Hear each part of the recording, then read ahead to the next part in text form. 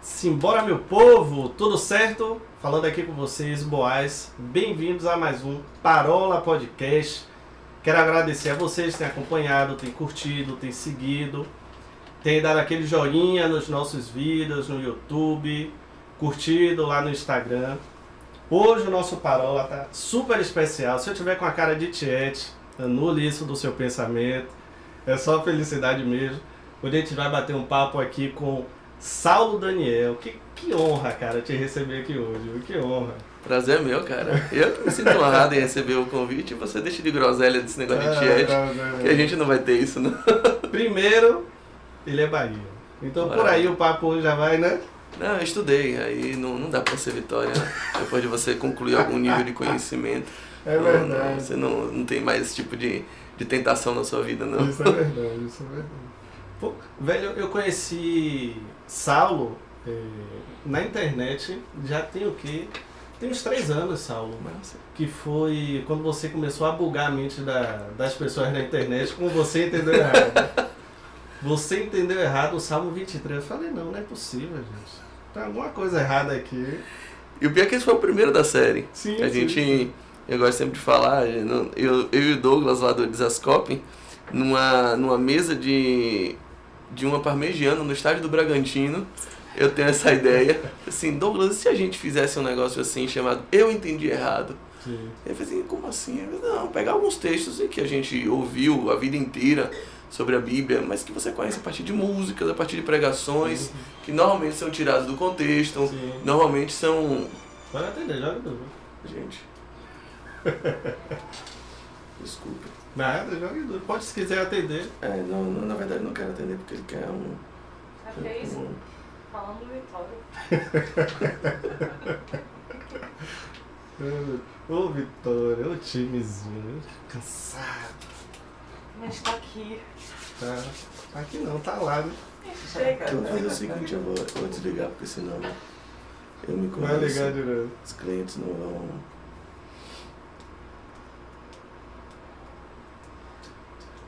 Você leva essa série, cara? Você entendeu errado? Não, fiquei bem não. Pô, Ica, você tá vivendo a vida de um jeito estranho. Aí, Rapaz. Você tá onde? deve estar pregando tudo errado. Então. Você tá cantando as músicas então? Tudo errado. Tá ultrapassado, tem que fazer um upload aí, viu? Bora, vou tomar. Sim. Você quer fazer a pergunta de novo? Você... Não, pode falar, joga duro. Tá. É sem corte, sem edição, viu? Então Joga bora. duro. Olha, essa série, ela nasceu de um dia que a gente tava, eu e Douglas, do Desascope, lá no estádio do Bragantino, comendo parmegiana. E aí me veio na cabeça a ideia, fazer, olha, vamos fazer um quadro Eu Entendi Errado. E aí, pô, eu entendi errado, de onde você tirou isso aí? Eu falei, não, mas muitos textos que são muito conhecidos na Bíblia, a gente aprendeu a partir de pregações, a partir de músicas, a partir de caixinha de promessas. Sim. Muitas vezes a gente conhece o texto isolado do contexto, mas o que ele efetivamente quer dizer não é aquilo. Então, assim, eu fui aprendendo no confrontamento de coisas que eu pregava e depois vi, rapaz, não era isso não, tem que pedir desculpa lá pra ti, porque eu preguei. Desculpa a igreja inteira. Sim. Então a ideia é falar a partir de textos que eu havia entendido de uma forma e depois de estudar, depois de me aprofundar, depois de mergulhar a cabeça na teologia, a gente veio, não, existem regras de interpretação que você meio que violou ali, esse texto na verdade não diz isso. E aí, caramba, muito boa ideia, velho, tal, mas esse negócio de eu entendi errado não fica bom, a gente tem que dialogar. E aí ele meio que transformou o quadro numa quase afronta, transformando você entender errado. Exatamente. Aí de primeira causou um impacto, porque o primeiro texto que a gente usou foi o Salmo 23. Exatamente. Então, muita gente, rapaz, se eu não entendi o Salmo 23, eu não entendi foi nada da Bíblia. Mas eu me senti exatamente assim. Quando eu olhei pro Salmo, se eu entendi o Salmo 23 errado, acabou tudo. Se Já, né? nem esse salmo eu consegui entender, que era a única coisa que eu achava que entendia da Bíblia inteira. Se nem isso eu entendi, então realmente eu me perdi. Então dava muito o senso de caramba, ter que resetar tudo. Ou outras pessoas começaram, então você que quer reinventar a roda. Então só você entendeu, bonitão. A proposta nunca foi essa, a proposta era dentro de uma plataforma de humildade, dizer, olha gente, nós entendemos errado. Eu havia pregado esse texto de forma errada e tentando ofertar à igreja no Brasil, todas as pessoas que gostam, que têm alguma simpatia pela Bíblia, o esgotamento do assunto. Não dá para... Os vídeos você já viu, tem 6, 7, 10 minutos. Não dá para você esgotar um assunto em 10 minutos. Mas dá para você dar uma chave de entendimento que desperta a sede nas pessoas. Então, essa série foi crescendo muito. Hoje já tem acho que mais de 40 vídeos da série. A gente tem outros que a gente vai soltar nos próximos dias também, já gravados. Lá vem mais treta, tá? E aí, o grande feedback que a gente recebe, o grande retorno das pessoas é: puxa, a sua série me deu mais fome, me deu mais sede. Por causa disso, eu voltei lá e dizer: rapaz, eu preciso estudar mais. Eu preciso perder mais tempo, investir mais tempo no estudo e ter um nível de dedicação um pouco maior do que o que de fato havia tendo. É uma tentativa contra a superficialidade, contra a leitura desvinculada, contra a leitura sem método, sem critério, e que muitas vezes vira objeto de manipulação total nos púlpitos e nas pregações, você conhece bem. Infelizmente bastante, né? Ora, bolas. Agora sim, Saulo, o estudo, pelo menos eu aprendi, o que eu aprendi da Bíblia na adolescência, eu aprendi em escolas dominicais, né? Então, quando a gente pega a escola dominical, a gente vai ver uma pessoa que também entendeu errado, passando um conhecimento errado. E para o jovem, se na minha época era complicado, para o jovem de hoje deve ser insuportável você lidar com tanta informação incorreta, né, em alguma das vezes, e ter que lidar com a realidade desse mundo aí que está cada vez mais doido assim. Porque eu tenho uma coisa assim que eu carrego comigo por diversos motivos. Lidar com Jesus é até legal, né? Pô, Jesus é o cara assim mais top da Bíblia. O cara tava lá de boa, decidiu vir, morrer por mim, entendeu? Mas assim, lidar com Deus, o cara que também tava lá de boa, pegou o filho e falou: rapaz, vá lá, entendeu? E agradou o Moelo e essas coisas todas. Então assim, a figura de Deus ela é um pouco mais complicada de você lidar do que a figura de Cristo, né? Mas só que na nossa caminhada da vida, a gente tem que ter esse conceito maduro e firme de quem Deus é, né? Porque a paternidade desregulada, sei lá, ela, para você caminhar lendo a Bíblia é um pouco difícil. Totalmente. Assim, a grande novidade do ministério de Jesus, o que Jesus vem trazer de novo, não é a revelação de um Deus poderoso. O mundo já tinha isso. Sim. A inauguração, por exemplo, de uma religião dualista, de um inferno, o mundo já tinha isso. A ideia dualista entre Deus e diabo, ela vem lá do masdaísmo, do zoroastrismo, isso é persa, isso é anterior aos hebreus. Então não é a religião hebraica, não é a Bíblia que inaugura a ideia de um Deus e de um diabo, por exemplo, de um céu e de um inferno. Então isso o mundo já conhecia. A ideia de deuses poderosos, o mundo já estava assim, de fastio disso. Então a Bíblia não veio inaugurar isso. Sim. Mas tem uma coisa que a Bíblia vem inaugurar aí de modo muito poderoso. Jesus principalmente, ele não vem revelar um Deus em seu poder. Ele vem revelar um Pai em seu amor. Sim. Você vê que nas últimas frases que Jesus fala na crucificação, ele fala 7 frases que os evangelistas vão colocando, alguns colocam umas, outras, e alguns colocam todas elas. Mas você vê ele colocando no livro de Lucas uma expressão que ele até então não tinha usado para com Deus. Ele passa todo o seu ministério chamando Deus de Pai. Ele ensina os discípulos a orarem assim: quando vocês orarem, digam assim: Pai, Pai nosso que estás no céu. Então isso era algo inaugurado no mundo. Um Deus que se revela como Pai é um negócio: opa, peraí, eu conheço o Deus poderoso, eu conheço o Deus altíssimo, eu conheço o Deus juiz, mas o Deus Pai era uma novidade. Então Jesus na cruz, pela primeira vez, ele não chama Deus de Pai. Ele chama Deus de Elohim. Ele diz uma frase que Elohim, Elohim, lama sabachthani. É Deus meu, por que você me desamparou? Ele fala isso poucos minutos antes de expirar. Sim. Mas exatamente antes de expirar, o Evangelho de João vai dizer, ele ora e diz assim: Pai, a ti eu entrego o meu espírito. É como se ele estivesse dizendo: olha, numa perspectiva de Deus apenas como Deus, sinceramente, eu esperava mais. Parece que ele está dizendo isso. Você me desamparou. Não, a toda evidência é isso. Como Deus você me desamparou. Se eu for olhar exclusivamente como um Deus, você me abandonou. Mas como Pai, tá tudo certo. Entendi. Como Pai eu posso dizer: eu te entrego. Eu sei que você continua no controle. num Deus, se a gente tem uma relação exclusivamente com Ele, como um Deus, como uma divindade que está ao serviço dos nossos anseios, dos nossos sonhos, daquilo que a gente deseja, espera, muitas vezes Deus nos frustra. É verdade. Há muita gente frustrada com Deus por conta disso. Porque Ele não acaba com a fome no mundo. Porque Ele permite que o mal prevaleça. Porque Ele vê pessoas boas sofrendo, pessoas más triunfando. Então, às vezes, parece que como Deus, Ele não exerceu todo o seu poder ou toda a sua bondade. Então, como um Deus, às vezes a gente se sente desamparado, abandonado. O próprio Jesus expressou isso. No auge da sua humanidade, que nada se desvincula da sua divindade, Ele diz, Deus, você me desamparou.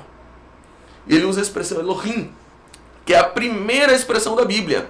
Está lá no Gênesis 1:1, e é a primeira vez onde Deus é referido. Bereshit bara Elohim. Sim. No princípio, Deus, esse Deus que, talvez uma melhor tradução seja o Altíssimo. Esse Deus Altíssimo, lá no alto, distante.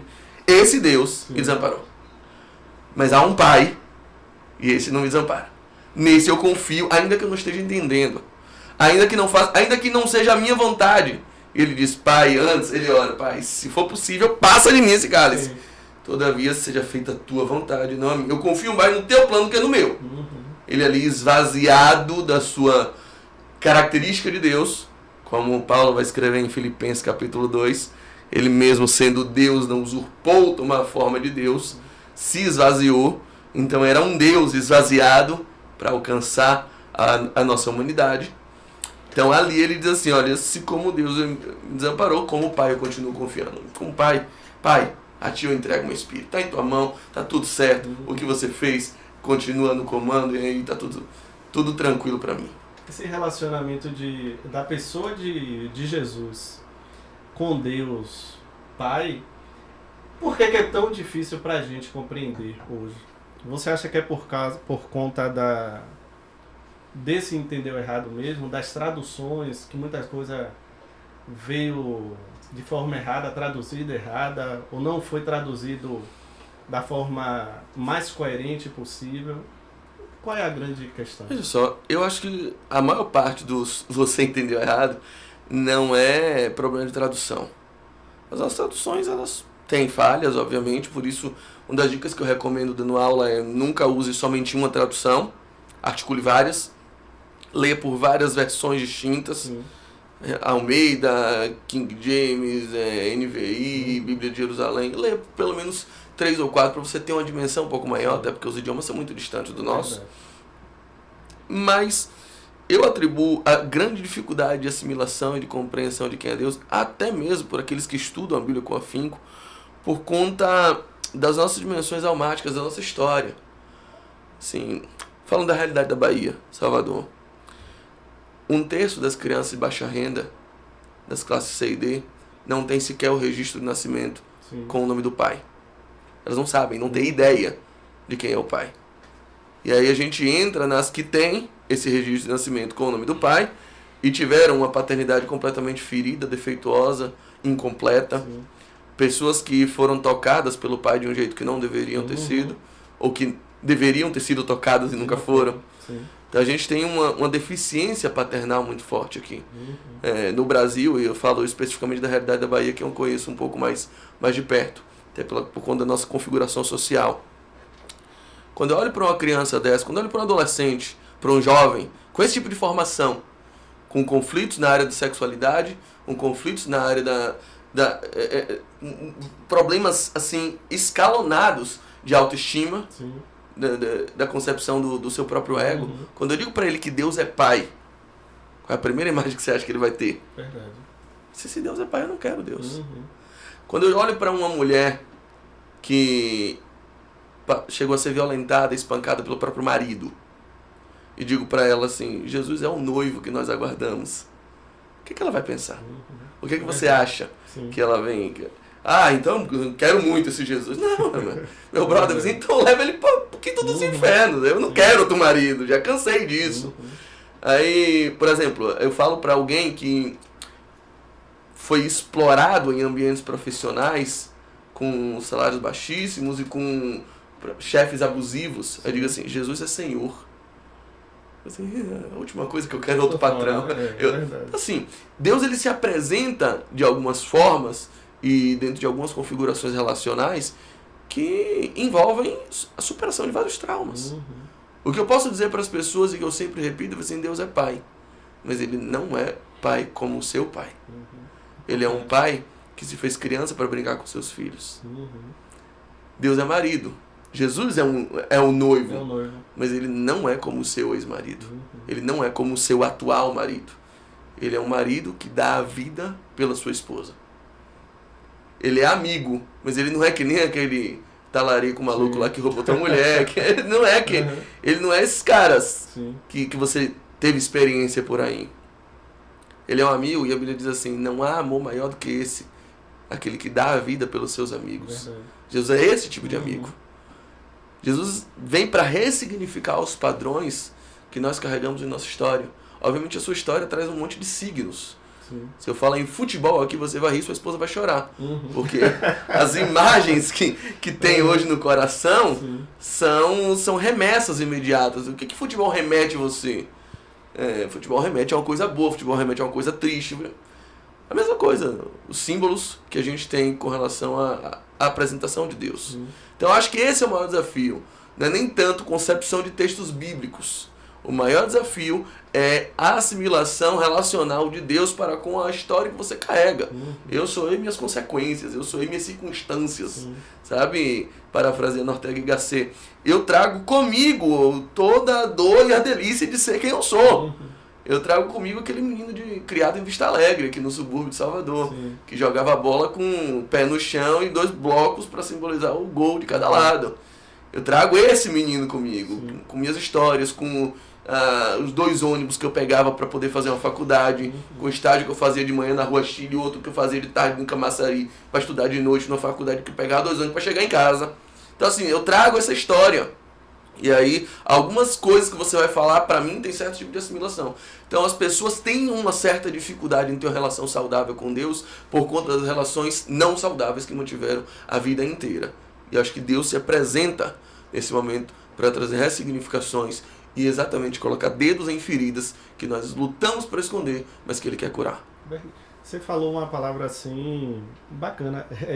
Deus se apresentar para ressignificar, né? A gente estava conversando um dia desse aqui com Davi Ferreira, um psicólogo, e falando da questão mental, né, da saúde mental. Se a gente entender que a Bíblia ela também é um tipo de ferramenta para curas interiores e mentais, se é que ela só não é isso, né? Apesar de que não dá para reduzir a Bíblia a um contexto assim, mas é uma pena que seja hoje em dia, ou sempre foi, como o livro de Eli, aquele filme, né? Um instrumento de tortura mental, de aprisionamento, de... Manipulação? Sim, de manipulação. Dizem que o conhecimento ele liberta. E se você tem o conhecimento, você, tecnicamente, não é manipulado. Mas eu acho que é um pouco difícil. Porque eu aprendi que se você tem o conhecimento, você também não pode se rebelar. Isso não tem essa questão de... Não, você não pode chegar para a sua liderança e você não vai se rebelar porque você conhecer algo novo, e dizer que está errado, que ele está ensinando errado e tal. Tem toda essa conjuntura, a pessoa sai hoje de um determinado círculo social e entra nesse lugar chamado igreja e se perde em tudo isso, sabe? Nesse conhecimento da Bíblia, conhecimento do homem, conhecimento de si mesmo, conhecimento de Deus. Como é que organiza tudo isso e apresenta Deus para essa pessoa? Eu acho que um dos grandes problemas é a gente enxergar a igreja como de modo primário, como uma instituição. O aspecto institucional, tomando a primazia do aspecto relacional, isso é o grande problema. Sim. Ao invés de você ver um grupo de irmãos que querem te acolher, você vê uma organização na qual você quer encontrar o seu lugar. E aí o seu lugar normalmente vai ser dentro de alguma função que você vai desenvolver o seu talento. As comunidades de fé, elas são muito importantes. Eu acho que Aí dizem, Salvador tem muita igreja, eu acho que Salvador precisava ter mais. Sim. Acho que a igreja, ela é o primeiro pronto-socorro de boa parte das pessoas. A igreja, dentro de uma comunidade, principalmente nas comunidades mais carentes, de onde eu venho também, um bairro simples, antes de chegar uma farmácia em Vista Alegre, antes de chegar uma UPA em Vista Alegre, antes de chegar um restaurante em Vista Alegre, chegou a igreja. Chegaram igrejas. Sim. A igreja é o primeiro lugar onde o jovem tem contato com música. E tem nisso a escapatória e uma possibilidade de não ir para o crime. É o lugar onde ele normalmente é introduzido num ambiente de princípios, num ambiente onde ele pode finalmente ouvir que ele tem um outro futuro, uma outra perspectiva. Nas comunidades, a igreja é o primeiro lugar onde tem um ouvido para que a mulher fale que apanhou do marido. Sim. A igreja é o primeiro lugar onde normalmente pessoas são assistidas com cestas básicas, em situação famélica, em situação de muita dificuldade e vulnerabilidade. A igreja é esse ambiente do primeiro contato. Então, assim, o evangélico no Brasil ele ficou conhecido muito por, em alguns lugares, por ser intolerante, por ser preconceituoso. Mas, sinceramente, muitas vezes junto com preconceito vem um pão. Sim. Junto com preconceito vem uma cesta básica. Junto com preconceito vem uma ajuda. Vem uma visita na tua casa, tá depressivo. Vem uma serenata na sua janela. Vem um curso de violão para o jovem ter algum outro destino. Muitos dos nossos maiores cantores nos Estados Unidos isso é uma cultura assim, quase que institucionalizada. A maioria dos grandes cantores pop começaram na igreja. Aprenderam. Você vê nos programas de calouros. Como é que você começou a cantar? Comecei na igreja. É muito recorrente isso. Porque é o primeiro contato com um lugar onde você pode desenvolver um talento. Sim.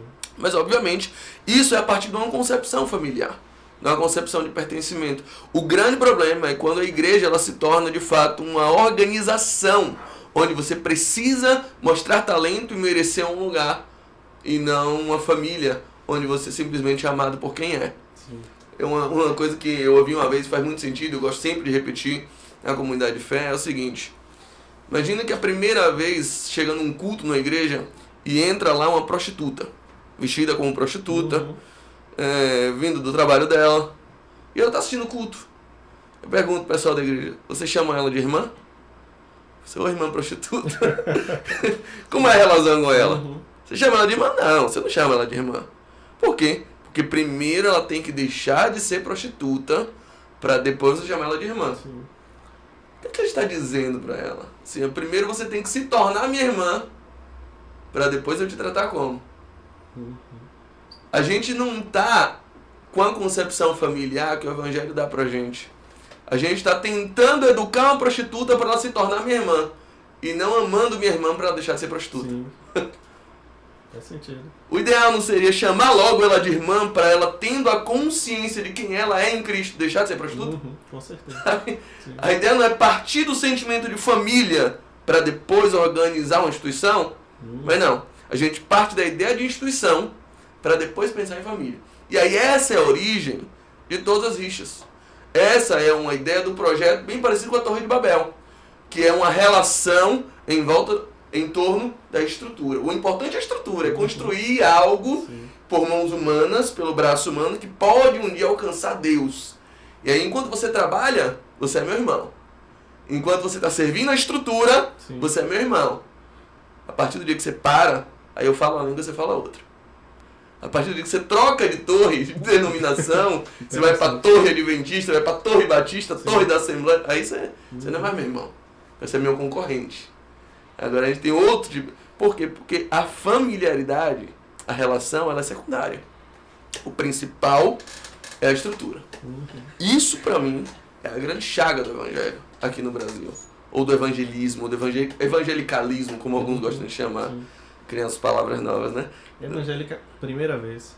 Evangelicalismo. Evangelicalismo, anda. Para não confundir isso com o evangelho. O evangelho é puro, o evangelho vem de Cristo, o evangelho vem do céu, o evangelho é uma boa nova, é uma boa notícia. Agora, o mundo evangélico nem sempre é essa boa notícia. Verdade. Nem sempre traz coisas celestiais. Muitas vezes traz coisas mais demoníacas que a gente pode encontrar. Vem desse mundo evangélico.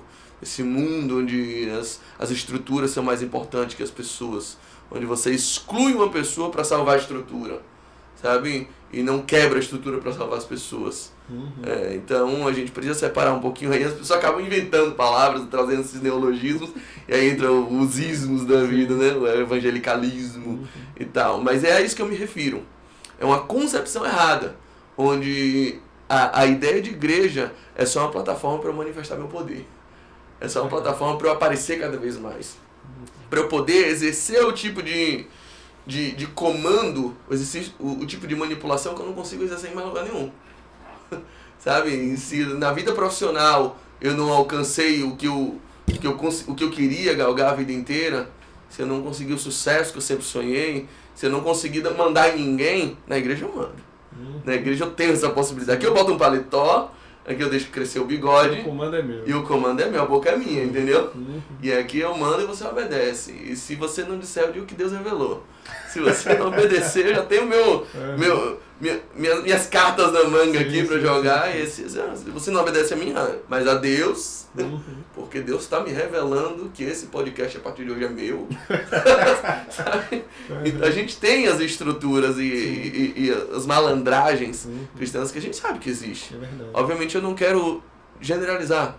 Eu creio muito na manifestação da fé, eu creio muito na manifestação de dons espirituais, eu creio em tudo que é bíblico. Eu creio em tudo que é bíblico, inclusive na maldade humana, inclusive na possibilidade de pessoas se aproveitarem daquilo que é bíblico, daquilo que é previsto pelas Escrituras, daquilo que é divino e se apoderarem em seu favor. Aliás, Lúcifer foi o primeiro a fazer isso. Usar de toda a glória divina que lhe é emprestada e dizer, eu mereço um mérito por isso. Eu mereço uma posição um pouquinho maior do que está me dando. Então, esse pensamento luciferiano, ele é mais antigo que andar para frente, bicho. É verdade. Faz sentido. Do ponto de vista que a Bíblia não é um livro que conta a história de pessoas perfeitas, né? Muito pelo contrário. A Bíblia dá cada filme sinistro assim. Meu Deus, diria, né? Vai fazer o livro do... Eu quero ver relançar uma série sobre o livro de Juízes. Sim. Ai, meu irmão, vai ser sangue jorrando pela TV.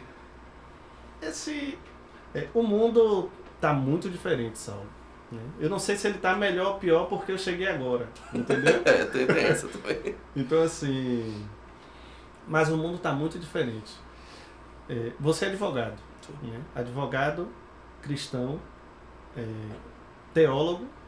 Como é que você reúne tudo isso daí para caminhar no mundo como esse, ensinar os jovens de sua igreja, ensinar a mocidade, ensinar os anciãos da igreja, né, os velhos, como é que... Porque toda uma estrutura que é adotada pela igreja também para manter a estrutura e caminhar e seguir. E tem um padrão bíblico. Faz como? Porque você pode perder pessoas, né? Ou não. Conseguiu... Acho que sim. Veja só. Existem algumas consciências que a gente precisa ter. A primeira delas é a consciência de humildade. De que você não vai ser o camarada que vai agradar todo mundo. Jesus conta uma parábola que ele fala sobre um semeador. Ele diz, o semeador saiu a semear. Sim. E toda a estrutura da parábola dá a entender que o semeador é ele mesmo. Ele diz assim, ele lançou sementes. E as sementes caíram em 4 tipos de solo. Um solo era uma terra boa, o outro era cheio de pedregulho, o outro era cheio de espinhos, o outro era uma beira do caminho, uma terra batida, que os passarinhos vinham e comiam. Ele está falando de 4 solos que ele lança semente, só um recebe. O semeador é ótimo, a semente é boa, o que muda é o solo. Ele está dizendo, olha, fiquem tranquilos, que se vocês forem seguir o meu caminho, 75% das pessoas não vão receber. Assim, é porque o solo às vezes é ruim. Sim. Obviamente a gente tem que ter humildade, que às vezes eu não dialogo com todo mundo. Eu chego em lugares que outros não chegam, mas outros chegam em lugares que eu não chego. Sim. Eu, por exemplo, hoje, há muito tempo, não prego mais de paletó e gravata, eu não uso, a gente não usa. E é uma concepção na nossa igreja, por exemplo, que o líder ele não deve ter uma roupa diferente dos membros, Sim. das pessoas que estão lá. A ideia é, não, eu sou mais um de vocês. A gente não carrega a ideia de fulano de tal é ungido. Não. A Bíblia fala, vós todos tendes a unção do santo.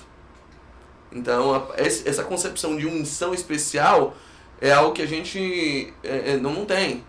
A gente trabalha por meio de vocações. Nem todo mundo tem vocação pastoral. Sim.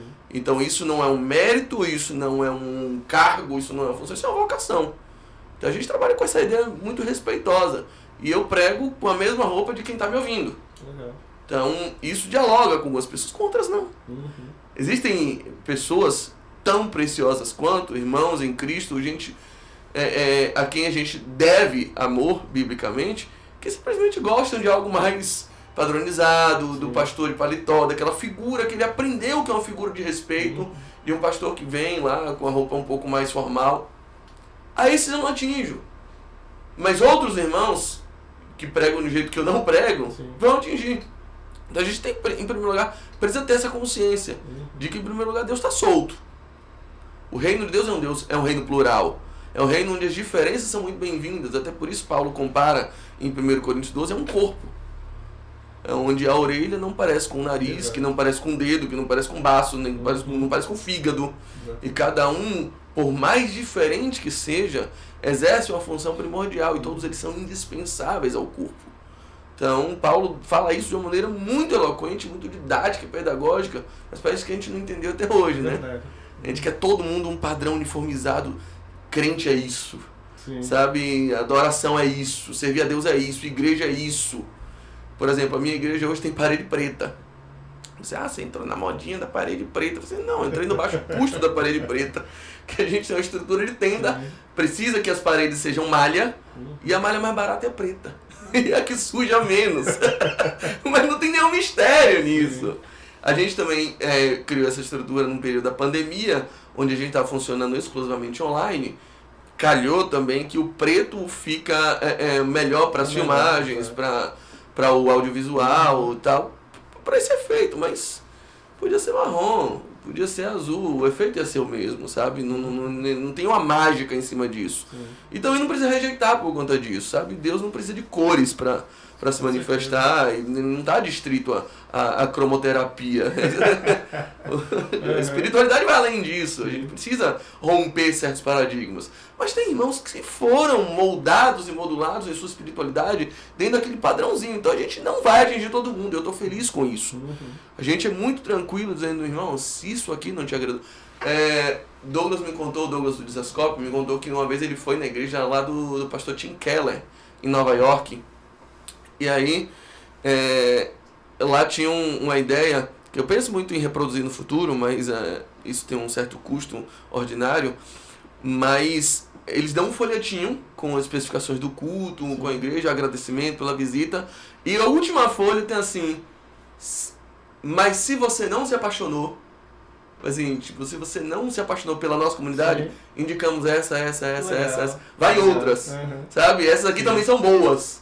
Sabe, avançando na concepção do que é o reino de Deus, do que é uma concepção de corpo, de família, de que eu não estou concorrendo com ninguém, sabe, rompendo com a dimensão institucional, a gente tem uma perspectiva cooperativa muito mais eficiente. A ideia de que o reino está acontecendo aqui, está ali também, está em outros lugares. E eu não tenho a primazia, não tenho a exclusividade disso aqui que eu estou pregando.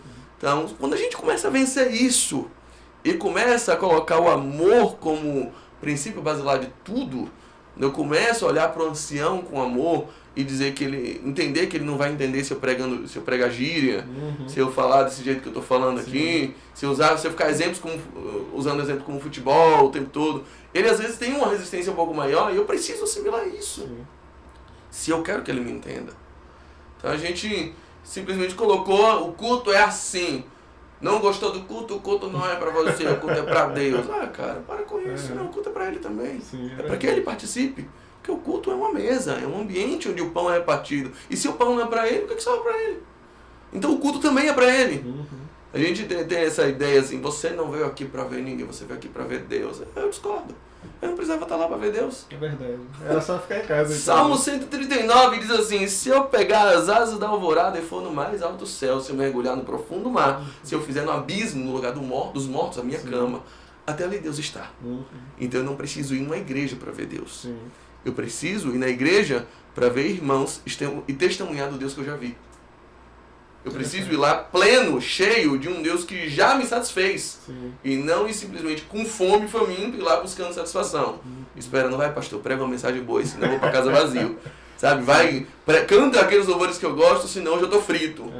Senão hoje eu não me satisfaço. Não, essa não é a proposta.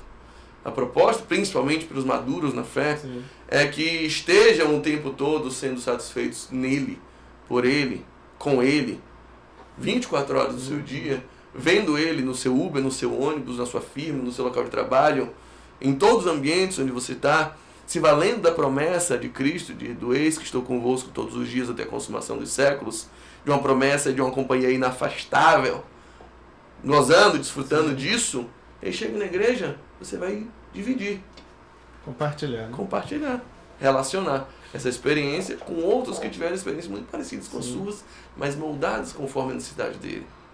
Então, quando a gente avança para essa dimensão, uma dimensão comunitária, uma dimensão madura, uma dimensão em amor, aí a gente tem outro tipo de perspectiva. Você hoje é da presbiteriana, né? Não, eu pastoreio a Igreja Batista, Lírio dos Vales, em Jardim Armação. Sim, Batista.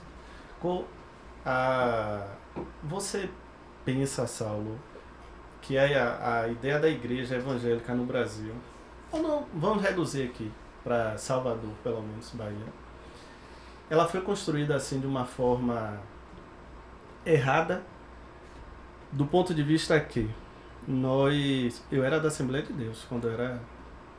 Então aí você, né, pega todo o contexto. A gente cresce num dualismo com outras religiões, entende? Com aquela ideia de que aquela religião ali representa o ápice do que é o pecado, do ápice do que é o inferno, o diabo e tal. E outras coisas a gente vai tolerando, né? A gente vai aceitando, que se a gente for colocar na balança, é tudo quanto parecido. Você pensa que o evangelho aqui, ele foi construído em cima de preconceitos, de estruturas de racismo, de classes sociais, sabe? A distinção da classe social. O irmão que é rico, ele não senta na mesa do irmão que é pobre. Eu digo por ter visto tudo isso. Lá era assim. Meu pai faleceu vai fazer uns 5 meses, né? Na assembleia, onde a gente ia, a escola dominical, para a idade dele, na época, começava no refeitório. O refeitório era imenso, ia rodando o refeitório, né, nas classes, 1, 2, 3, e depois ia para o templo, ia rodando o templo, e depois ficava de frente para o púlpito. E chegou uma determinada pessoa que tinha aceitado a Jesus, e tinha um poder aquisitivo, era conhecida, político, e ele já foi direto para frente do púlpito. Para mim é uma besteira. É horrível isso? Mas eu ia caminhar livre, alegre e satisfeito. Esse detalhe foi o suficiente para fazer meu pai foi embora. Não quis mais saber de Cristo, não. Desse jeito eu não quero, não. Pensei que era diferente, é do mesmo jeito, é igual. E aí caiu fora dessa coisa de igreja. E isso sempre me fez pensar, né? Será que a gente não foi construído em cima dessas estruturas? E não sei se deve existir um arrependimento, ou se é apenas daqui para frente caminhar conforme a Bíblia, sabe? Veja só, esse conflito, ele está presente desde a mesa das ceias das igrejas primitivas. Aliás, é um problema que Paulo teve que textualmente escrever. Em Coríntios capítulo 11, 1 Coríntios capítulo 11, ele escreve, a mesa de vocês só serve para pior. As reuniões de vocês, os cultos de vocês, as pessoas saem pior. Se tivesse um bar, eu estava mais feliz do que uma igreja, sabe? Ele vai nesse espírito. Porque o que vocês comem não é a ceia do Senhor, é a vossa própria ceia. Tanto é que enquanto alguns de vocês ficam embriagados, outros morrem de fome. Enquanto uns comem demais, outros não têm o que comer. Sim. Vocês chamam isso de ceia, de mesa do Senhor? Não. Isso é a vossa própria ceia. Então, assim, você não tem casa para comer, não. Precisa envergonhar a igreja. Vocês não têm o seu próprio ambiente onde você vai se engrandecer, não. Tem que fazer isso dentro da igreja. Para humilhar as pessoas, os menores, os que não têm. Então esse é um problema muito antigo. Especialmente sobre o crescimento e o nascedor das igrejas cristãs no Brasil. Depois da Reforma Protestante, a gente teve algumas expedições missionárias aqui que não... Lá, um pouco depois do que chama de descobrimento, Sim. a gente teve um trabalho muito forte dos jesuítas, mas algumas missões luteranas aqui no Brasil que não foram muito à frente, não tiveram grande repercussão, até por conta da resistência jesuíta, da resistência católica, e também de algumas características de um evangelho que não dialogava com o povão, o povo de baixa renda. Sim.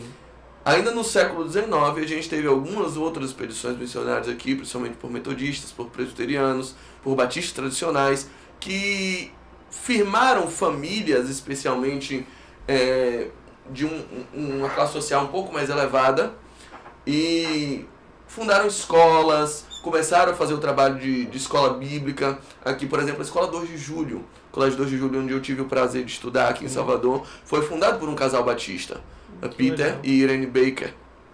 Eles fundaram essa escola, uma escola centenária.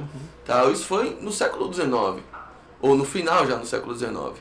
E aí vem uma terceira grande leva. E essa leva levou mesmo.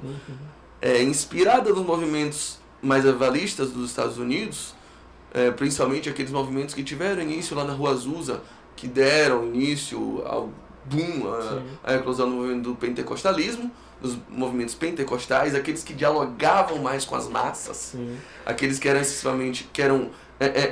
excessivamente não, mas essencialmente, melhor dizendo, místicos, onde as pessoas agora podiam, as pessoas que nunca tiveram acesso ao letramento, a uma educação de qualidade, podiam acessar a Deus por meio de uma espiritualidade mais elevada.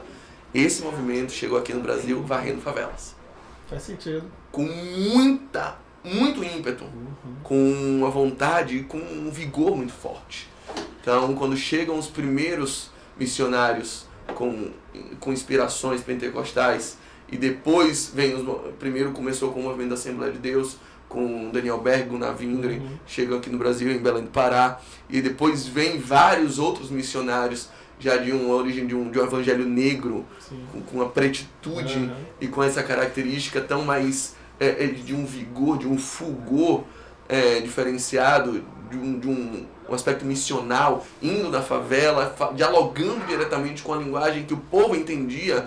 E aí o evangelho no Brasil cresce assustadoramente. Começa a se expandir, ele se torna acessível às pessoas, aos iletrados, aos analfabetos, aos pobres. E nisso a gente tem um boom de igrejas evangélicas sendo instaladas nos ambientes mais periféricos. Na sua grande maioria de origem pentecostal. Dialoga diretamente com essa realidade. Então, sim, não tem como você analisar esse movimento, essa perspectiva de crescimento dissociada de uma visão de uma luta racial. Sim. Não dá pra ver isso. Obviamente tem muito de racismo nisso. Tem muito de racismo porque naquele momento o evangélico no Brasil ficou associado ao ignorante. É verdade. Até hoje. Né? Até hoje. Isso é uma herança histórica. Sim. A ideia de que o evangélico, e eu vou dizer muito claramente, boys, o evangélico é algo fácil. A maioria dos evangélicos no Brasil são de movimentos pentecostais. Sim. A maioria dos evangélicos no Brasil é marcado por ser de pessoas de baixa renda. A maioria dos evangélicos no Brasil, isso quem diz é a IBGE, é gente parda e negra, Sim. parda e preta. Então, eu fico perguntando quanto não há de racismo também ao tornar o evangélico algo tão fácil e sendo tão facilmente intolerante contra eles, sabe? Sim, há muito do evangélico também que olha para outro tipo de religião, para outro tipo de religiosidade, de expressão de fé, e demoniza imediatamente. E sim, na cabeça deles também tem muito racismo. Um exemplo muito prático. É uma fala perfeitamente factível. Um pai dizendo, meu filho, esse negócio de orixá é coisa do demônio, cuidado, viu? Aí no outro dia eu falei assim, aí já foi assistir o filme do Thor, aquele deus nórdico? Assim, o deus louro pode, o deus preto não pode, sabe? O deus preto a gente chama de demônio, o deus branco de olho claro a gente chama de entretenimento. Então há muito desse racismo impregnado nas concepções de fé. Não tenho dúvida quanto a isso. A gente precisa olhar as coisas de forma muito claras. Mas muito disso é fruto de todo o racismo no qual essas comunidades de fé também foram inseridas. E que aguentaram a vida inteira. Sim. Você acha que não tem racismo quando o evangélico lembra, puxa aí na sua memória algum personagem de alguma novela, que não seja da Record, que seja evangélico e que não era desonesto, canastrão. Sempre estereotipado. Sempre. Nunca, eu não me lembro de na minha vida inteira, personagem de novela que fosse um evangélico justo, honesto, inteligente. É verdade. Não há. A ideia é que o evangélico, ou ele é ladrão, ou ele é burro. Ou ele é desonesto, ou ele está enganando pessoas, ou ele é hipócrita, ou ele está fingindo. É a irmã do coque que está botando uma roupa até o pé, mas que tem um fogo debaixo da saia que não se aguenta. Então, nas alcovas ela se mostra quem é, sabe? Exato. Ou é o pastor que está falando de modo eloquente, dialogando com as massas, mas na verdade que é o dinheiro dele. Sim. Então, foi criado na mente das pessoas essa ideia de que esse é o pastor, de que essa é a cristã, essa é a irmã do círculo de oração. Esse senso de hipocrisia. Então, nós, evangélicos, assumimos uma postura muito clara. Os nossos pastores disseram para nós, o mundo nos odeia. Daí, meu irmão, é nós contra eles. É nós contra eles. A gente assimilou isso muito fácil. O cristão da favela assimilou, meu irmão, eu tenho que sobreviver. Esses caras querem me matar. E aí vem o componente para essa guerra ficar ainda mais açucarada. Uma guerra espiritual. Isso tudo é o demônio, pai. Então, a gente demonizou muito essa questão, que eu não estou excluindo o aspecto espiritual que possa ter nisso, mas que tem uma raiz social muito forte. Que tem uma raiz de exclusão muito consolidada desde sua gênese. E a gente precisa abrir o olho para isso. Como fazer? Esquecer tudo isso? Não. Olhando para o passado para moldar o futuro, para modular o futuro. Veja só. Olha que coerência legal. No meio das Olimpíadas, o jogador Paulinho fez um gesto, atacante da seleção, fez um gesto em homenagem ao orixá, ao Exu. E aí ele foi muito aclamado por boa parte da mídia intelectualizada, das militâncias. E aí disse, olha que bonito, o gesto de espiritualidade dele mostrando. E eu também acho muito legal, acho que ele tem todo o direito e é muito bom que ele faça isso, sobretudo por tanto que as religiões de matriz africana foram e vêm sendo perseguidas aqui no Brasil. É preciso uma afirmação dessa. É preciso que em algum momento alguém diga assim, eu tenho orgulho de ser dessa religião. Eu dou total ponto a isso. A religiosidade é algo que é inerente à nossa essência, à nossa humanidade. Aí chegou no sábado passado, o jogador Everton do Palmeiras ganhou, e na entrevista, direto na hora, no calor do título, ele tributou aquilo a Deus. Irmão, o que choveu de crítica. Todo mundo criticou. Um ator da Globo postou imediatamente, isso aí é hipocrisia de que vai fazer igual o goleiro Bruno. Do nada, meu irmão, o cara já disse que o cara tá matando uma mulher e entregando pra cachorro, só porque ele disse que Deus foi que deu esse título pra ele. Ou seja, atribuir ao Exu, tudo bem. Atribuir a Deus, você é maluco, sabe? O cristão, ele por ser cristão, ele já é intolerante, já mata a mulher e já entrega pra cachorro de graça. Já tem um pacote formado em cima daquilo. Então, muito da intolerância cristã é também um fruto de um nós contra eles histórico. De uma criação onde ele já cresceu. Eu nasci em berço cristão. Eu tinha vergonha de dizer na minha escola que eu era evangélico. Eu sempre tive vergonha, morria de vergonha. Meus amigos descobrissem que meu pai era pastor. Meu Deus do céu, derrota. Meu Deus, eu chegando perto de Halloween na escola e eu não podia participar. Eu tinha que inventar uma desculpa, uma dor de barriga no dia pra não ir, porque eu não podia dizer que a igreja não deixava, que era incompatível com minha fé, até porque eu não tinha uma fé bem sedimentada. Eu tinha algo que era uma instrução dos meus pais do não vá. E ponto. Então isso tudo foi me marcando a ponto de, em muitos anos da minha vida, eu ter o entendimento que a minha fé é algo do que eu devo me envergonhar.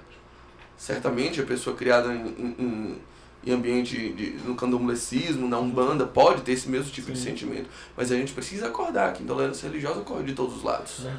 E muitas delas, tanto do cristão para o candomblecista, quanto do candomblecista para o cristão, quanto do ateu para o cristão, muito disso está envolvendo, sim, uma raiz que é cultural, que é uma raiz que é racial, Sim. uma raiz de preconceito, que tem a ver com as origens que tudo isso foram instalados aqui, sim.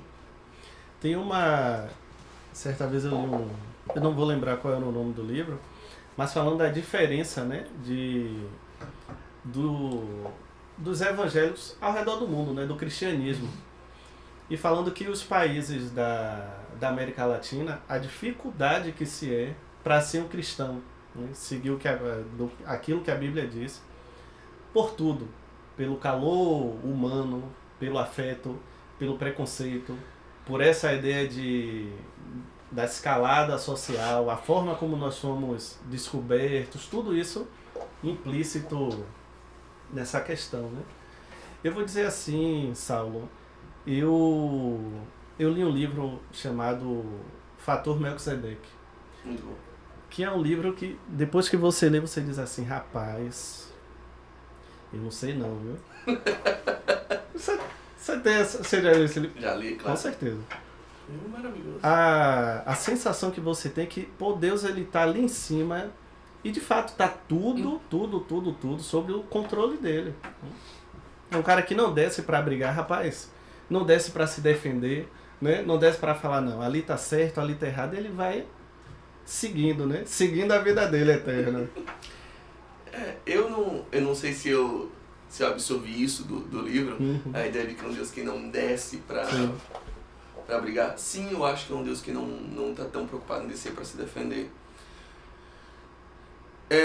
Eu vejo tanto no livro, e cotejo ele com o que eu vejo da Bíblia, eu vejo Deus comumente, ou talvez não comumente, mas de forma extraordinária, atuando em circunstâncias para melhorar a nossa condição. Uhum. De vez em quando ele faz uma dessa. É verdade. Um Deus extraordinário que reverte um quadro de câncer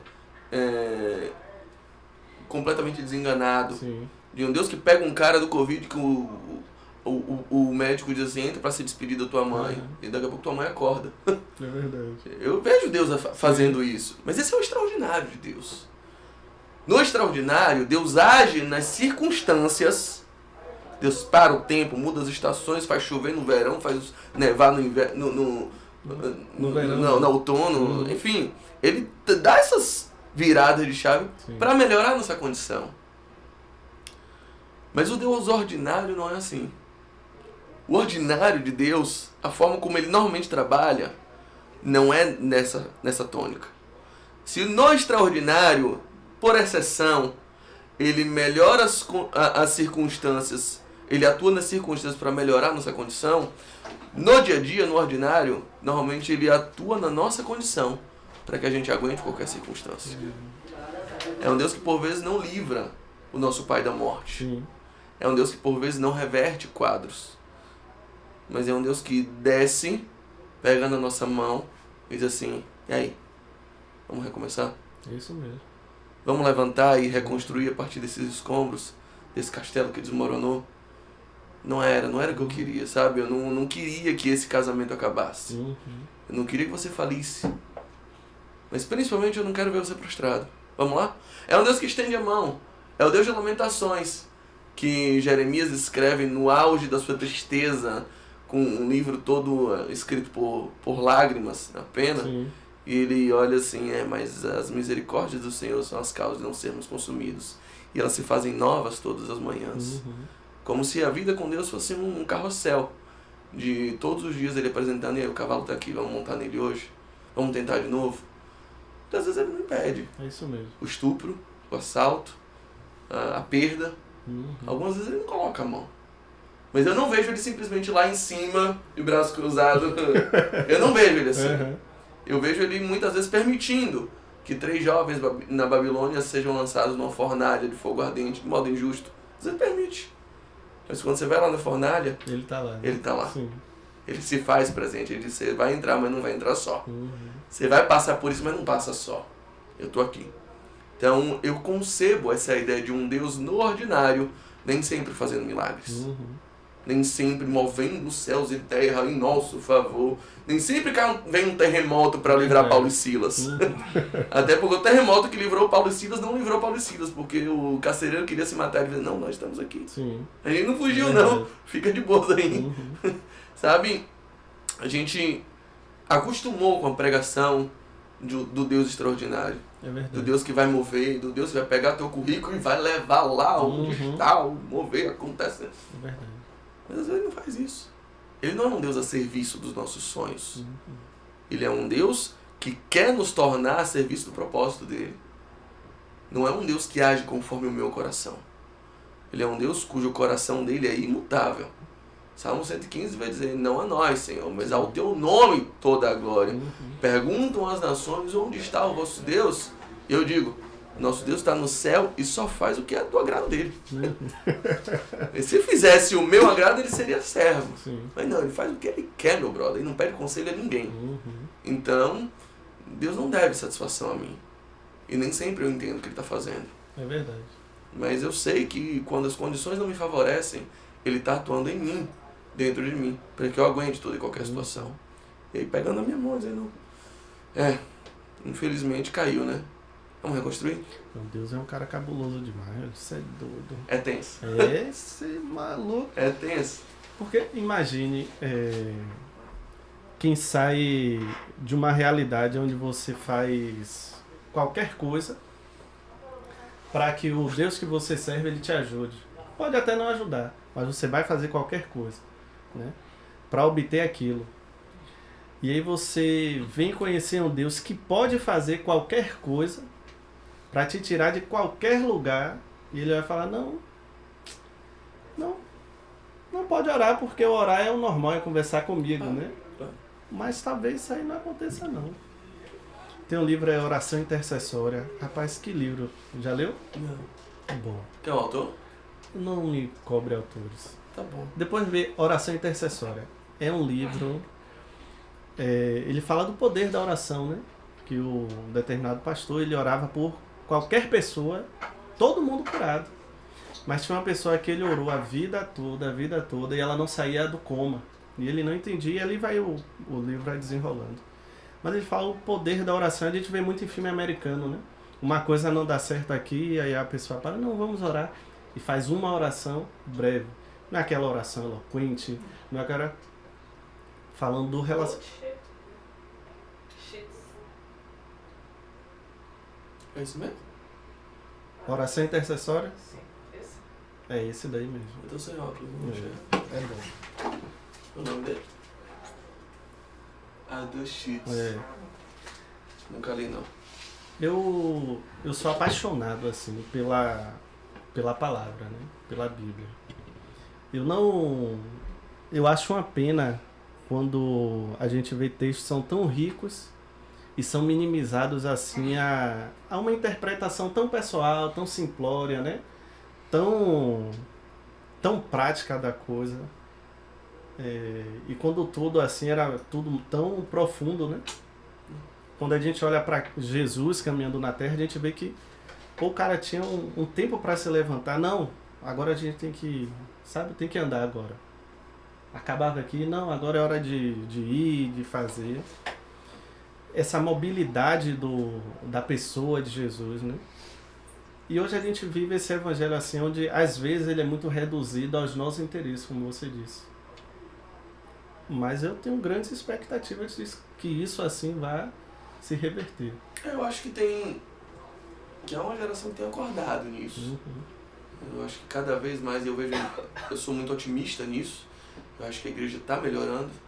Eu acho que temos muita gente madura falando sobre, com voz, com plataforma para ser ouvida, falando sobre a necessidade de um resgate da verdade, de um exame mais maduro das escrituras, dos textos bíblicos, de fugir de uma concepção extremamente materialista, individualista.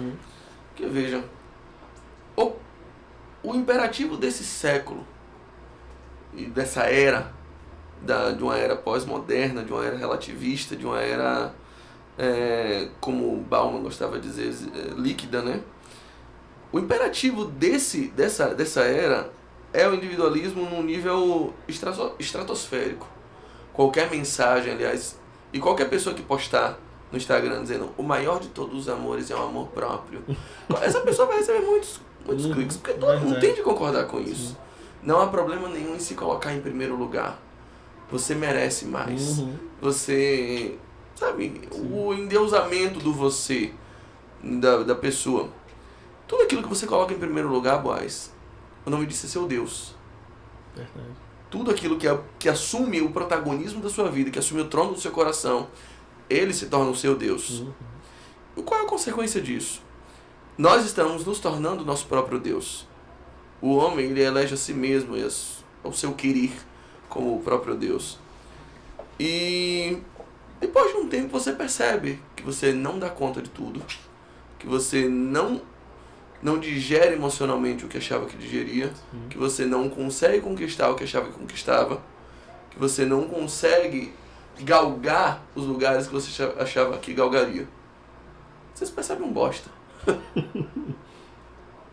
O resultado disso é que a gente vai se tornando ateu de si mesmo. Você se colocou como seu próprio Deus, mas viu que é um Deus porcaria, né? É um Deusinho que não é onisciente, não é onipotente, não é onipresente.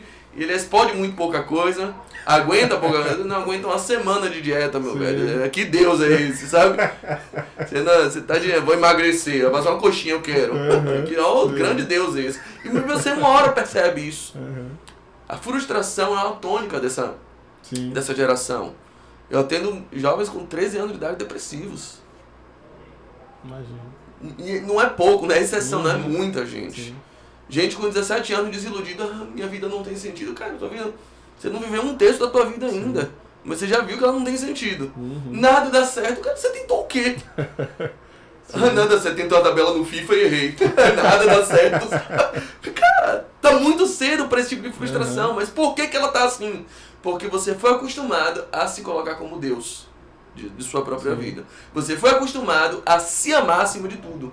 Você foi acostumado pelos coaches, pelos influencers, pelas mensagens, pela tônica desse século. Você foi acostumado a se colocar em primeiro lugar. E quando você faz isso, você se imagina como Deus. E quando você se frustra consigo mesmo, quando você falha, você se torna ateu de si mesmo. E o resultado disso é uma sociedade depressiva e patologicamente ansiosa. Essas doenças psicossomáticas, elas têm raiz diretamente na filosofia de vida e no tipo de mensagem que a gente está acostumando a comer, a deglutir todo santo dia. Ora, se eu ouço o tempo todo que eu sou o máximo, mas o trânsito não me diz isso, o mercado não me diz isso, a sala de aula não me diz isso, tem uma incoerência nisso. E obviamente o resultado é uma frustração muito grande que leva a uma sociedade absolutamente depressiva, desesperançosa, esvaziada. Porque a gente não acostumou a servir. É verdade. A gente não acostumou a olhar para um palmo além do nosso umbigo. É verdade. A gente acostumou. E aí as pregações, as leituras da Bíblia, eu só leio buscando aquilo que me satisfaz. Sim. Posso todas as coisas naquele que me fortalece. Ou seja, meu irmão, tenta que você pode. Sim. Vai lá que você vai poder tudo.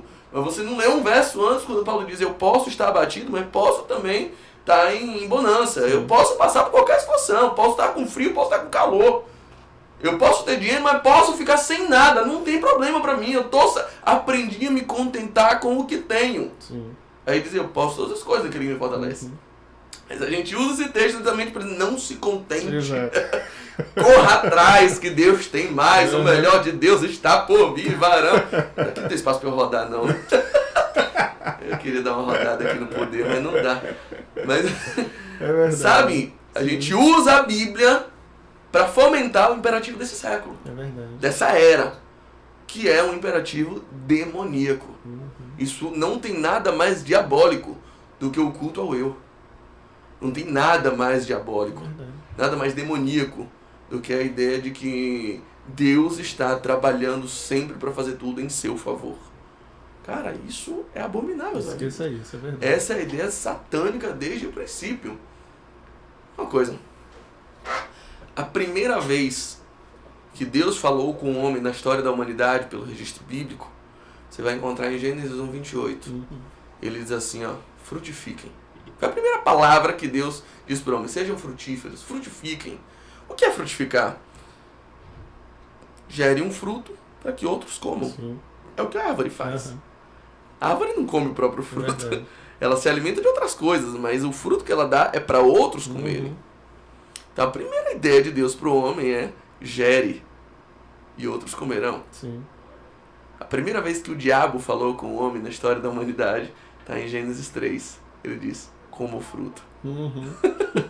A ideia de Deus é: gere um fruto que outros vão comer. Sim. A ideia do diabo é: coma o fruto que outros geraram. Sim. Viva Sim. para si. Sim.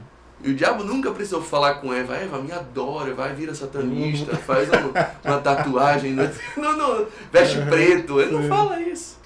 Ela fala assim: Eva, se adora, Uhum. faça um bem a si mesmo. Sim. Se ama, querida. Se coloca em primeiro lugar. O maior de todos os amores é o amor próprio. Verdade. E a Eva viu que aquilo era bom aos olhos e comeu. Então a ideia foi essa. Sim. Pense, quando o pecado entra no mundo, o que Eva faz? Ela pega o fruto, come e depois reparte. Que é Adão. Ela faz isso, ela come primeiro e reparte depois. Quando o pecado é para ser vencido no mundo, Jesus chama os discípulos, senta, faz uma ceia, primeiro reparte e só depois come. Interessante. Isso muda tudo. Uhum. Isso mostra o que cada um veio fazer. Sim. Mostra qual é o projeto de Deus para o homem e qual é o projeto do homem querendo que Deus Uhum. valide. Sim. Querendo que Deus vai, Deus As nossas orações são assim. Uhum. No mais das vezes a gente ora para ensinar Deus a ser Deus. É verdade. Deus, ó, você não está sabendo.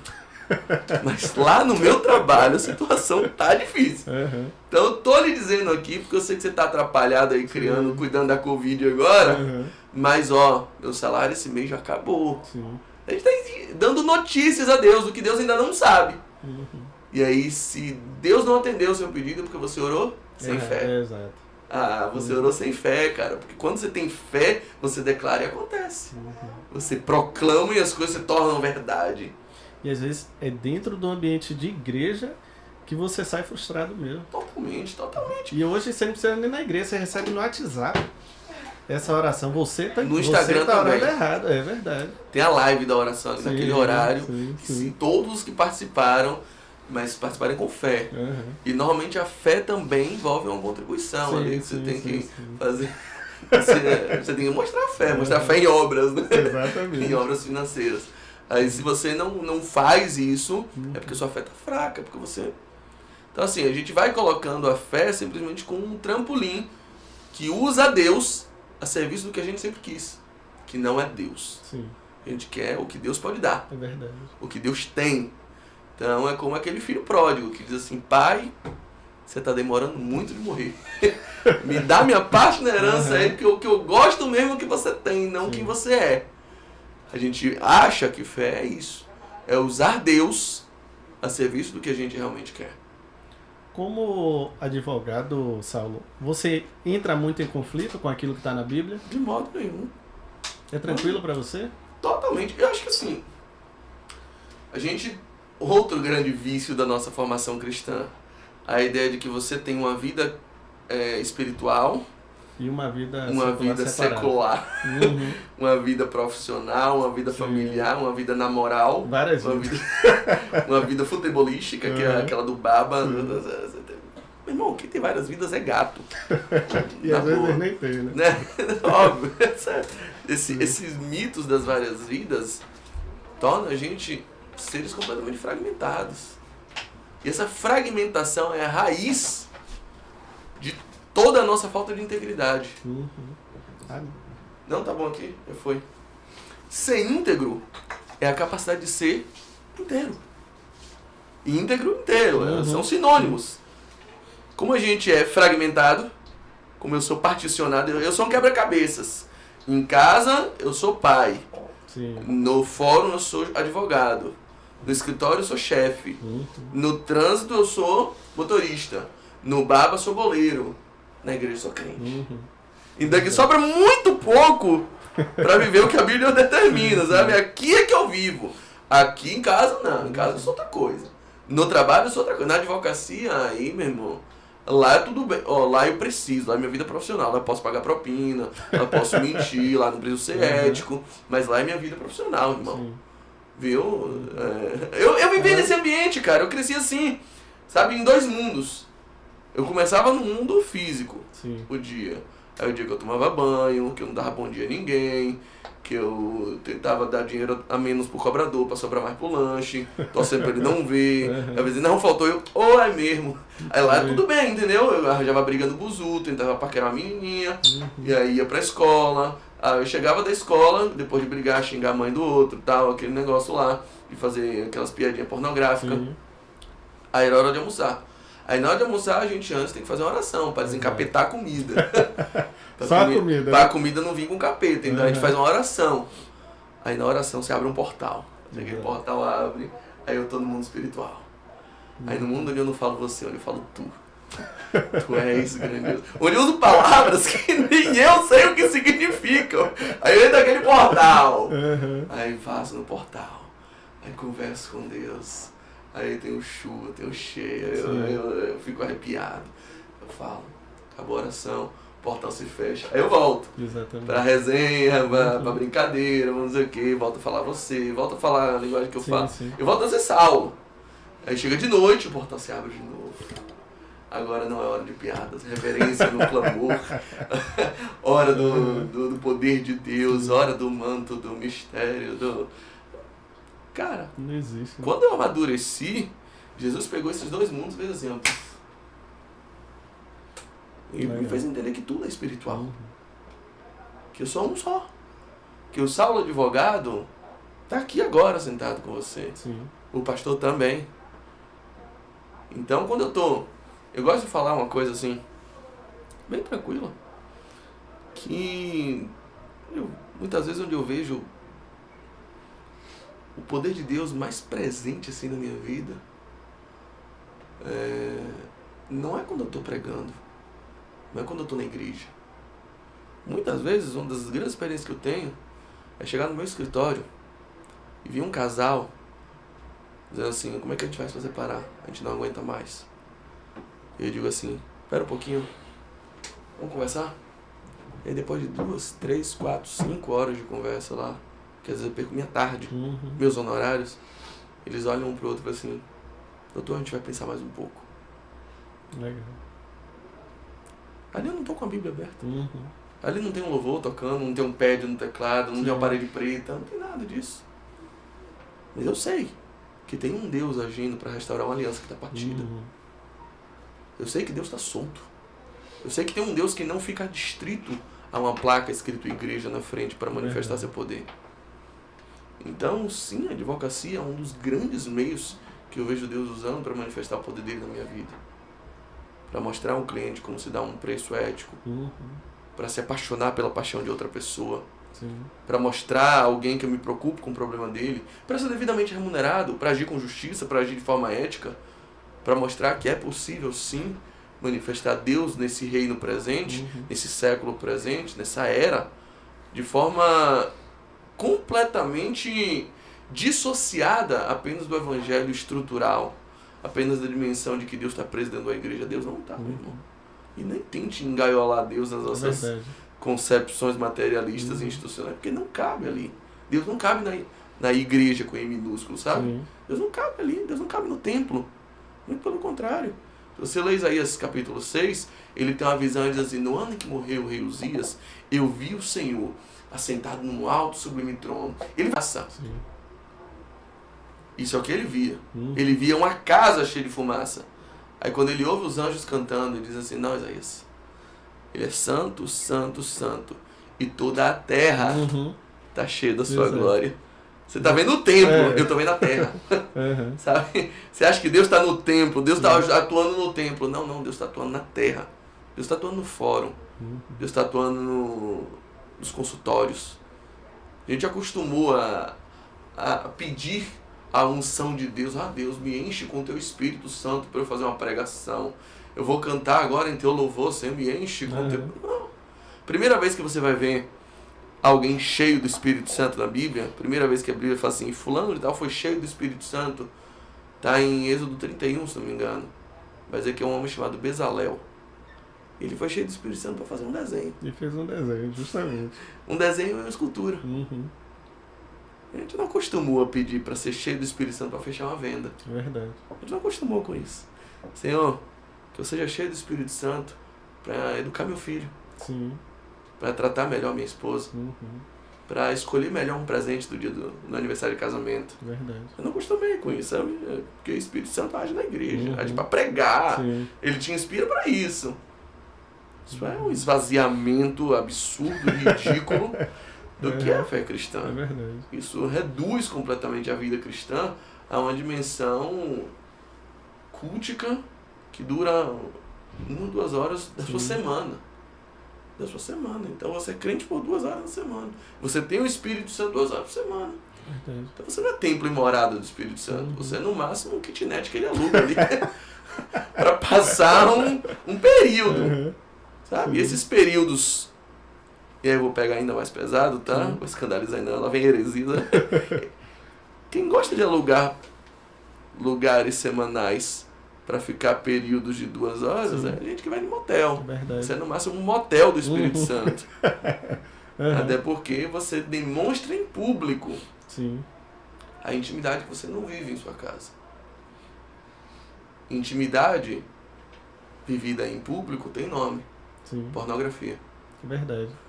Intimidade que você revela em público, sou íntimo de Deus, a relação que é pra todo mundo ver, como você é espiritual, normalmente isso é pornografia evangélica, Sim. sabe? É você demonstrando ter uma ligação com Deus que você não Que não manifesta no tem, privado. exatamente. Verdade. Porque na verdade você precisa que as pessoas vejam como você é santo. Uhum. Então, Você precisa ser visto como santo. nossa, é o ápice que você chega lá da espiritualidade. Uhum. E as pessoas olharem, nossa, como ele é santo. É verdade. E você tá no óleo. É Esse verdade. tipo de criancice Sim. a gente já deveria ter vencido. Uhum. Mas não. A gente não vence porque a gente não quer. E por que a gente não quer? Porque ela serve a gente. Porque essa estrutura toda é um palco montado para os nossos interesses. Sim.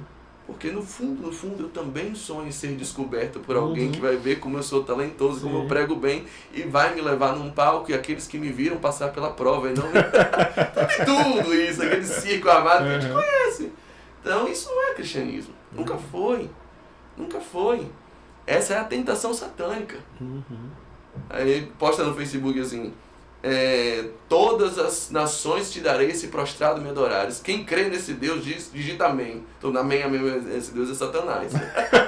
Foi ele quem disse isso para Jesus. Sim. Todas as nações te darei se prostrado me adorares. Esse é Satanás que diz isso para Jesus. Se tu és Deus realmente, pega essas pedras e transforma em pão.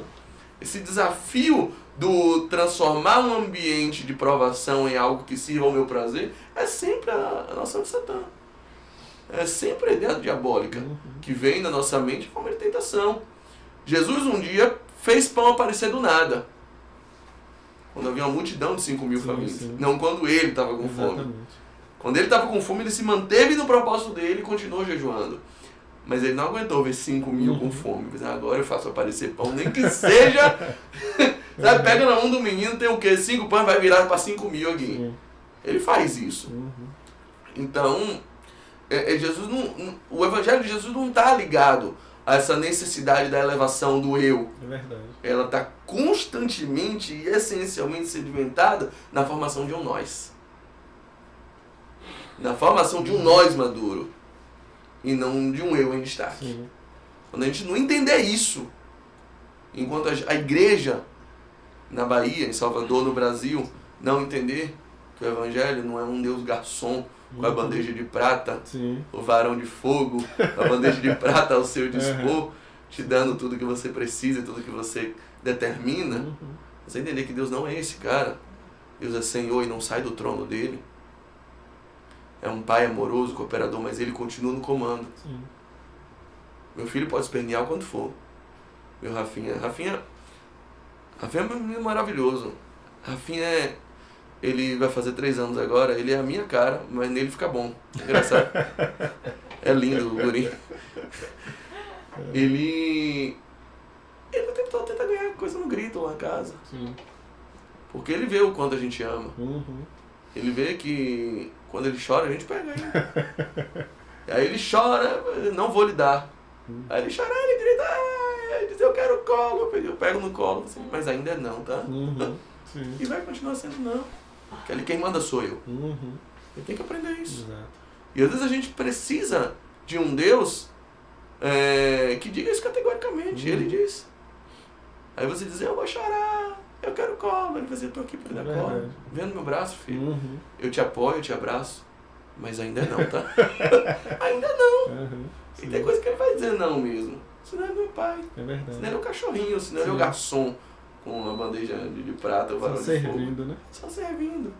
Você diz eu quero, ele está aqui. Uhum. Que pai. Não sei se vocês, como é que é a relação de vocês com paternidade, mas que pai.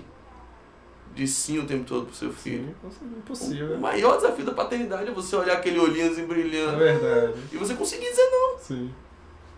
Sabe? Essa é a prova de que você é um bom pai mesmo. Não. Eu queria lhe dar mesmo, porque o seu sorriso às vezes é cativante. Sabe? Eu queria dar tudo mesmo. Sim. A vontade de leva meu dinheiro todo, vai. Uhum. A vontade é essa, mas eu, por amar muito, eu digo assim, eu te amo tanto que eu não vou lhe dar. Cara, levar pra tomar vacina. É uma prova. Parece que ele olha pra você se você me odeia, né? Não, eu te amo, por isso que eu tô fazendo isso. É Uhum. um sofrimento. É verdade. É preciso ser muito pai Sim. pra não tirar seu filho dali. Uhum. É preciso ser muito pai pra não revogar um negócio que você sabe que vai fazer bem pra ele. Sim. Então, Deus é esse pai. Não é que ele não sofre, não é que ele tá inerte ao seu sofrimento, não é que ele tá lá em cima, tô nem aí. Não, pelo contrário, ele desce, Sim. ele vem, ele te segura, ele te abraça. Mas às vezes ele diz, mas ainda não, tá? Uhum. A gente precisa se acostumar com essa ideia de um Deus soberano e não com a ideia do Deus garçom, É varão verdade. de fogo, bandeja de prata. É verdade. Mas não deixa a igreja cheia. Não deixa. Se você quer uma igreja cheia, o varão de Sim. fogo tem mais saída. É. A bandeja de prata, normalmente, ela tem uma aceitação muito boa. Todo culto, realmente, ela faz Ela sucesso. tá presente, né? Ela faz sucesso. Poxa. Ô Saulo, é uma pena que o tempo hoje é curto. Boa. Porque, é verdade, voou.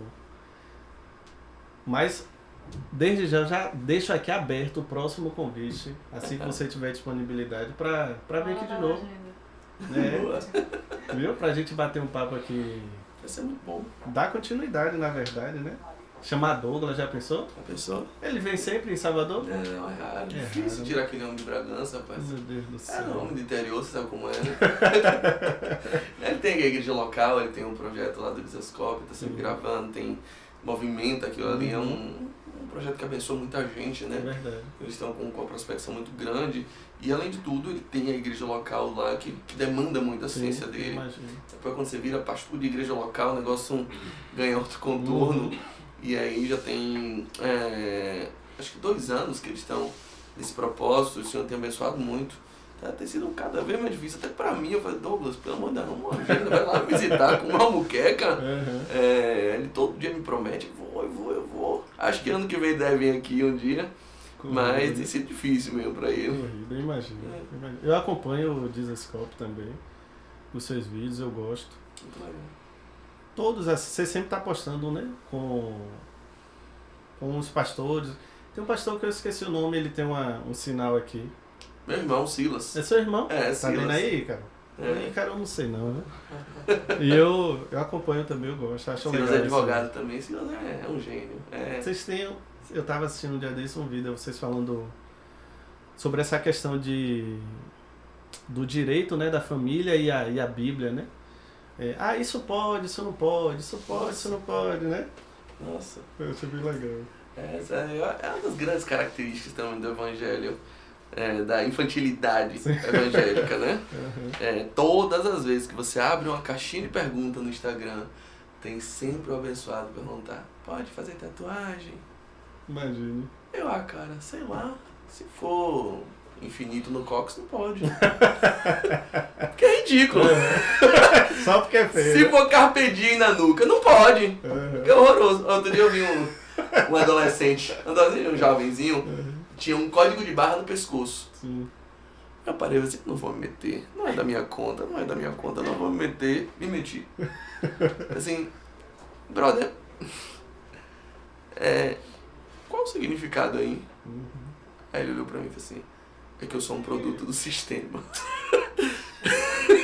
Meu Deus do céu. Vontade de produto, tu é um idiota, rapaz. Dá vontade de dar uma tapa, não é aquele pedala Robinho. A vontade de fazer isso. Sim, a gente ainda tá esvaziado nisso. Não pode ou não pode. Sim. O desejo de esgotar Deus, de saber até onde eu posso ir sem que ele me jogue um raio na cabeça e me É mate. verdade. Pode beber, pode fazer não sei o quê, posso pegar minha secretária, posso... Cara, não sei porque você quer, né? Você é casado. Vou pro céu se eu fizer isso? Eu não sei, cara. Isso é com ele. Mas assim, a gente ainda tá preocupado com esse pode, não pode, com essa infantilidade de viver no legalismo. Sim. Porque o legalismo é o meio de você controlar Deus. É verdade. É o meio de você não precisar de Deus para tomar suas decisões, porque você já mapeou todo o sistema do céu. Sim. Você decorou o código. Quando você decora o código, você se torna independente dele, porque você já sabe como viver independente de Deus. É verdade. Então eu já sei tudo que pode, tudo que não pode. Já sei o que fazer para herdar a vida eterna. Sim, Como sim, se a vida eterna dependesse de um fazer ou não fazer. É verdade. Jesus esvazia isso, meu irmão. A Bíblia esvazia isso. É verdade. A Bíblia, pela primeira vez na história das religiões, ele vai dizer, não é pelo que você faz, é pela graça. Sim. É pelo que ele faz por você. E a mesma graça que te transforma, a mesma graça que te salva, a mesma graça que te resgata, é uma graça que te educa, que te ensina, não o que pode e o que não pode, mas o que convém e o que não convém. É verdade. Paulo vai avançar a esse nível. Sim. Os romanos falam com ele, os coríntios falam com ele, coisas desse tipo. E os coríntios vão dizer, e provavelmente aquela carta é uma resposta, um bilhete, os coríntios vão dizer, mas tudo é lícito, Paulo. Ele vai dizer, tem razão, tudo me é lícito, mas nem tudo me convém. Tudo me é lícito, mas eu não vou me deixar dominar por nenhuma dessas coisas. Sabe? Fazer tatuagem pode? Cara, eu sei lá. Dizem que Jesus vai vir com uma tatuagem na coxa, escrito Rei dos Reis, Senhor dos Senhores, montado num cavalo branco. Sim. Mas assim, o que você está fazendo? Para quê? Para endeusar cada vez mais o seu corpo e glorificar o culto ao eu?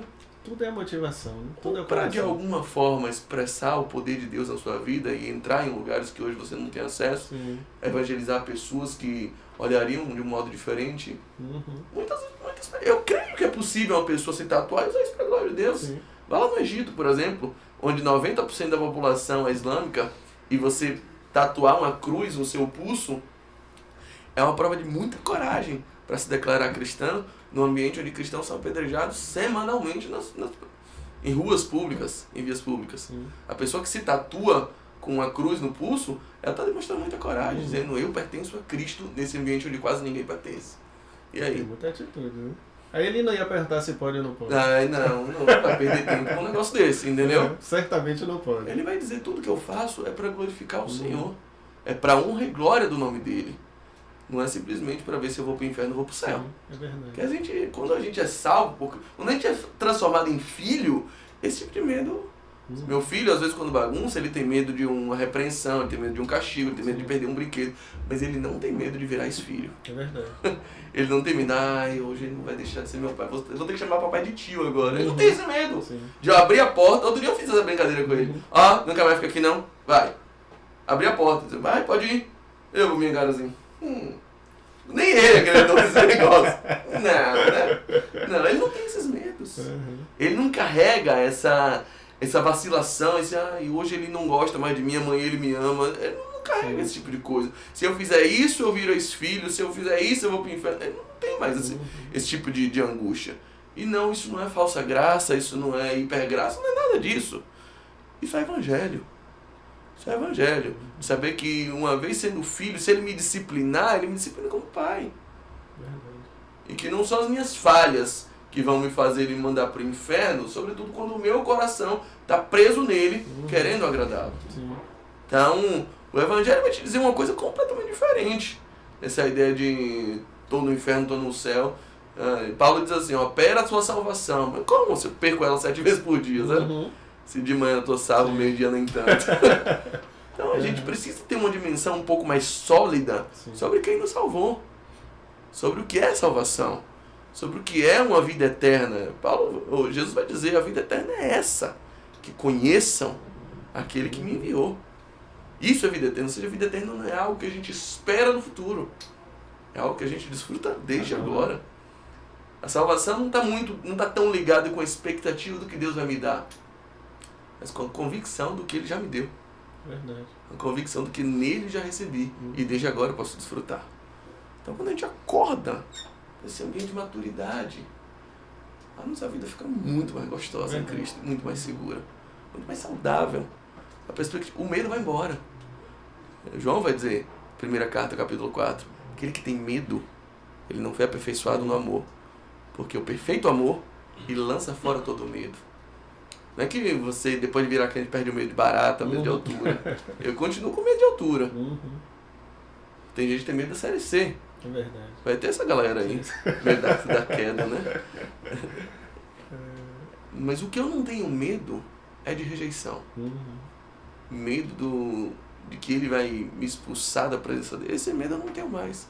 Eu não tenho medo do inferno, não tenho medo da morte. Esses medos eu não carrego mais comigo. Porque o perfeito amor me alcançou. E Romanos 5,8 vai dizer que Deus prova o seu amor quando Cristo Jesus morreu por nós, sendo nós ainda pecadores. Antes que eu cantasse, antes que eu pregasse, antes que eu fosse crente, antes que eu fosse na igreja, Ele já me amava. Sem eu fazer nada disso. Ele já tinha me amado. Por que Ele vai deixar de me amar agora? Por causa de um palavrão que eu dei no trânsito. Sabe? A gente precisa amadurecer um pouco mais nisso e entender o que é um amor perfeito. Que é um amor diferente do meu, que é imperfeito. O que é o amor dele. Porque assim o nosso medo vai embora. É verdade. É isso. Saulo, muito bom, viu? Muito bom. Infelizmente, chegamos ao fim. Essa é a realidade, essa é a verdade. Mas eu agradeço por ter vindo, por ter aceitado o nosso convite, né? Já está aberto aqui a próxima vinda para você, viu? Vai ser uma honra recebê-lo. Prazer foi meu. Quiser aí dar o último recado aí pro pessoal, rede social, onde é que te encontra? Jogue duro. Eu sou meio avesso à rede social, mas uso a contragosto, forçado. Meu Instagram é @SauloDanielLopes. A gente tem todas as mensagens que a gente prega na igreja. Eu sou pastor da igreja Batista Lírio Armação. O Instagram da nossa igreja é @Lírio Armação. Tem um canal no YouTube, que é também Lírio Armação. E tem um canal do nosso Ministério de Jovens, que é o Ministério de Jovens da Igreja Lírio Armação, que é Influence TV. O Influence Movement é o nome do nosso Ministério de Jovens. O Influence TV é um lugar onde posto todas as mensagens, pregações que eu faço na igreja, no culto de jovens, a gente deixa lá postado. E no canal da igreja também todos os nossos cultos são online e presencial também. Legal. Então fica tudo lá armazenado. A gente vai ter muito material. No Instagram estou sempre postando coisas ligadas à interpretação bíblica, à compreensão do Evangelho de uma forma geral. Eu dei uma estacionada um pouquinho para fazer lives, mas eu fazia live toda segunda, devo voltar em breve.